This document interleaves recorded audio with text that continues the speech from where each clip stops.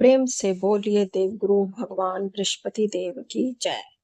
नमस्कार भक्तों, आप सभी का हमारे भक्ति चैनल में हार्दिक स्वागत है। आज हम सुनेंगे बृहस्पतिवार व्रत की पावन एवं चमत्कारी कथा। ऐसी मान्यता है कि जो श्रद्धा पूर्वक इस कथा को सुनता या पढ़ता है उस पर देवगुरु बृहस्पति की विशेष कृपा बनी रहती है और जीवन के कष्ट दूर होते हैं, धन सुख संतान और सौभाग्य की प्राप्ति होती है तथा बृहस्पति ग्रह के अशुभ प्रभाव भी शांत होते हैं।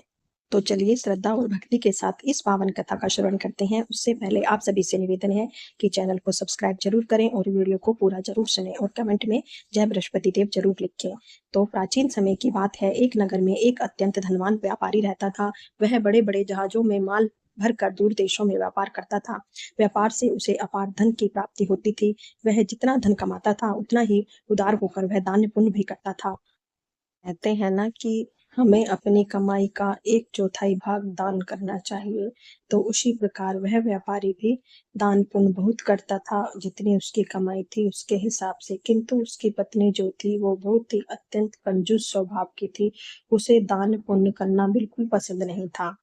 यदि कोई साधु या गरीब उनके द्वार पर आता तो वह उसे भी खाली हाथ लौटा देती थी। एक बार व्यापारी व्यापार के लिए दूसरे देश चला गया। उसके जाने के बाद देवगुरु बृहस्पति ने उसकी परीक्षा लेने का सोचा तो वे साधु का वेश धारण करके व्यापारी के घर पहुंचे और भिक्षा मांगी। व्यापारी की पत्नी बोली, हे साधु महाराज, मैं इस दान पुण्य से बहुत परेशान हूँ। मेरे पति सारा धन दान पुण्य में ही लुटा देते हैं। आप कोई ऐसा उपाय बताइए जिससे हमारा सारा धन नष्ट ना हो नष्ट हो जाए और मुझे यह सब देखना ना पड़े रोज रोज का दान पुण्य। तो यह सुनकर साधु रूप में आए बृहस्पति देव बोले, देवी, यदि तुम्हारे पास अधिक धन है तो उसका उपयोग अच्छे कार्यों में करो। निर्धनों की सहायता करो, कन्याओं का विवाह करवाओ, विद्यालय कुएं और बगीचे बनवाओ। यही धन तुम्हारे लोक और परलोक दोनों को सफल करेगा। लेकिन व्यापारी की पत्नी ने कहा, मुझे ऐसा धन नहीं चाहिए जिससे दूसरों पर खर्च करना पड़े। तब बृहस्पति देव बोले, यदि तुम्हारी यही इच्छा है तो लगातार 7 गुरुवार ऐसे कार्य करना जो इस दिन वर्जित माने जाते हो।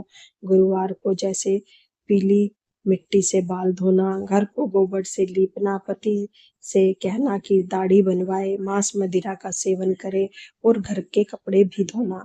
इतना कहकर बृहस्पति देव अंतर ध्यान हो गए। पति की पत्नी ने वही सब काम करने शुरू कर दिए। केवल 3 गुरुवार ही बीते थे कि उसके घर की सारी धन संपत्ति नष्ट हो गई। कुछ समय बाद वह भी इस संसार से विदा हो गई। जब व्यापारी वापस लौटा तो उसने अपना वैभव समाप्त पाया और वह अपनी छोटी पुत्री को साथ में लेकर दूसरे नगर चला गया। वहां वह जंगल से लकड़ियां काट कर बेचने लगा और उसी से अपना जीवन चलाने लगा। एक दिन उसकी पुत्री ने दही खाने की इच्छा की, लेकिन व्यापारी के पास इतने भी पैसे नहीं थे कि वह दही खरीद सके।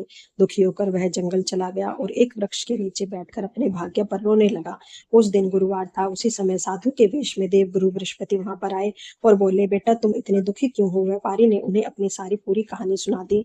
तब बृहस्पति देव ने उन्हें उनकी ऐसी दशा का कारण बताया। तब बृहस्पति देव बोले, तुम्हारी पत्नी ने गुरुवार का अनादर किया था, इसलिए यह सब हुआ। अब चिंता मत करो। प्रत्येक गुरुवार को श्रद्धा और विश्वास से मेरा व्रत और कथा करना।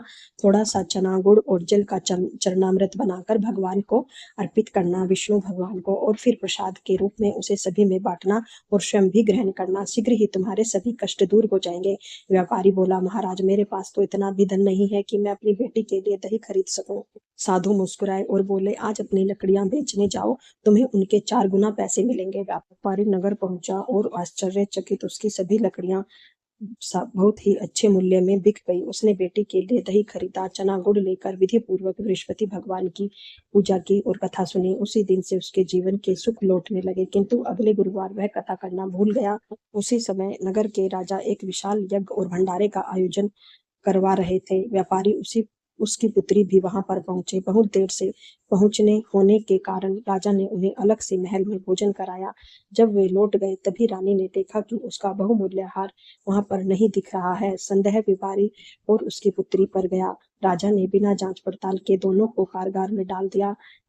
जेल में दोनों बाप बेटी ने गुरु गुरु भगवान का स्मरण किया जिससे प्रसन्न होकर बृहस्पति देव प्रकट हुए और बोले, कल गुरुवार है, जेल के द्वार पर तुम्हें 2 पैसे मिलेंगे, उनसे चना और गुड़ मंगवाकर मेरी कथा करना। अगले दिन सचमुच उन्हें 2 पैसे मिले। पहले एक स्त्री वहां से निकली। व्यापारी ने उससे गुड़ चना लाने का अनुरोध किया। उसने कहा, मेरे पास समय नहीं है, और चली गई। कुछ देर बाद दूसरी स्त्री वहां से गुजरी।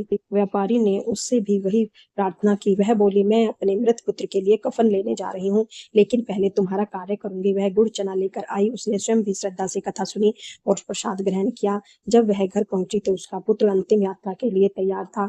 उसने श्रद्धा से उसके मुख में चरणामृत और प्रसाद रखा। भगवान बृहस्पति की कृपा से वह मृत पुत्र तुरंत जीवित हो गया। और उधर जो पहली वाली स्त्री थी, जिसने बृहस्पति देव का अनादर किया था और गुड़ चना लाने को मना कर दिया था, उसके पुत्र के विवाह के लिए गहने लेकर लौट रही थी। जैसे ही उसका पुत्र घोड़ी पर बैठा, घोड़ी बेकाबू होकर उछली और वह नीचे गिरकर मृत्यु को प्राप्त हो गया। वह स्त्री विलाप करने लगी। तभी साधु रूप में बृहस्पति देव प्रकट हुए और बोले, यह सब गुरुवार का अनादर करने का फल है। यदि अपने पुत्र को जीवित देखना चाहती हो तो उसे भक्त व्यापारी के पास जाकर क्षमा मांगो और उनसे कथा सुनो और उनका प्रसाद ग्रहण करो। वह तुरंत जेल पहुंची, व्यापारी से क्षमा मांगी, श्रद्धा पूर्वक कथा सुनी और प्रसाद लेकर घर लौटी। उसने अपने पुत्र के मुख में चरणामृत डाला। भगवान की कृपा से उसका पुत्र भी जीवित हो गया। उसी रात बृहस्पति देव भगवान राजा के स्वप्न में आए और बोले, जिस व्यापारी और उसकी पुत्री को तुमने कैद करके रखा है वो निर्दोष हैं। तो रानी का हार उसी खूंटी पर टंगा हुआ है जहां वह स्वयं रखा था। सुबह राजा ने देखा तो हार सचमुच वहीं पर लटका हुआ था। राजा को अपनी भूल का एहसास हुआ। उसने व्यापारी और उसकी पुत्री को सम्मान पूर्वक जेल से मुक्त कर दिया, उन्हें आधा राज्य प्रदान किया और व्यापारी की पुत्री का विवाह एक उच्च कुल में बड़े आदर और सम्मान के साथ करवाया। इस प्रकार देवगुरु बृहस्पति की कृपा से व्यापारी का जीवन पुण्य, सुख, समृद्धि और वैभव से भर गया। बोलिए बृहस्पति भगवान की जय। आप सभी से अनुरोध है, अगर आपको वीडियो अच्छी लगी हो तो वीडियो को लाइक और शेयर जरूर करें और चैनल को सब्सक्राइब भी जरूर करें।